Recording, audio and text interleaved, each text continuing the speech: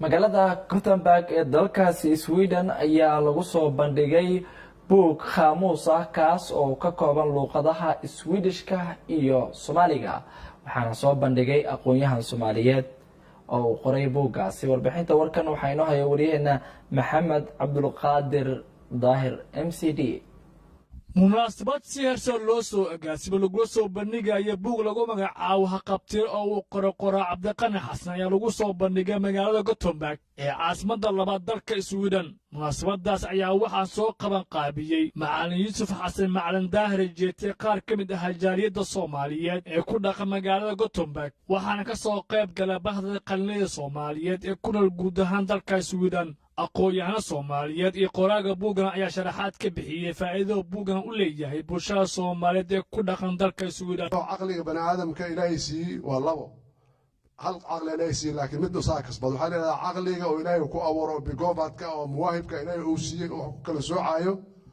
oo gooni ah iyo caqliga kaas waxa leedahay gariisi caqliga kale waxa la yiraahdaa iktisaabi caqli oo kasbaday muxuu ku kasbaday wuxuu ku kasbaday kutubta uu akhriyay buugta uu akhriyay inba intuu ka akhris badan yahay ayuu ka aqoon badan yahay waxa uu daliila waxa arkaysaa nin professor ah oo ka shaqeynaya maadooyin culuma konton sano markuu wax akhriyay wuxuu ku soo koobayaa hal buug uu ku soo koobayaa wuxuu qoray konton sano wuxuu sameeyay halkaas buug dad ku akhrisid 2 bilood 3 bilood waxaad helaysaa macluumaadkii kontonka sano oo haystay ay adiga waxaad ku helaysaa 2 bilood ama 3 naga ajiibay inay nagala soo qayb galaan xafladan daahfurka buugga haqabtire oo uu qoray Cabdiqani ninka la yiraahdo oo ah nin ku soo biiray qorayaasha Soomaaliyeed muddo dheerna ahaa nin tarjuma ah ama afciliya ah buuggu waa qaamus cilmiyeed runtii hadda ka hor ma jirin buug noocaan oo la qoray wadanka waa jiraan qaamusyo caadi lexicon iyo waa la qoray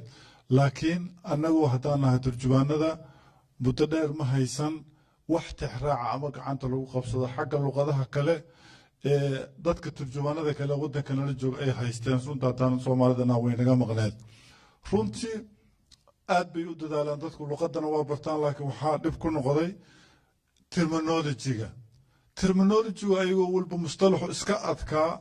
oo aad u adkaa haddana lama samayn oo la iskuma dayin arrintaas runtii waxaan isku dayay inaan u istaago oo aan aasaas u sameeyo